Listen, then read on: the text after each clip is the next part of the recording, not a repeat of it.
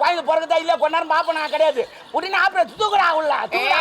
பாயம் போடுறா அது தானே எங்களுக்கு உடம்பு வலிக்காது உங்களுக்கு வலிக்காது எங்களுக்கு தான் வலிக்கு 10 மாசம் ஆனா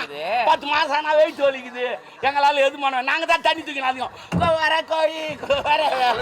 தூக்கி சில பேர் மாறிட்டான் இப்படி என்ன பண்ணுவேன் போய் நீங்க மாறினால் சரி பரவாயில்ல விடு அதெல்லாம் நமக்கு எதுக்கு வெளிநாட்டு போய் பட்ட படி வச்சு வெளிநாட்டு படிப்பா உள்நாட்டு படிப்பா செக்கில் டாட்ட போகுது செக் பண்ணி பார்க்க கேள்வி கேட்க போறேன் ஏன் தெரியுமா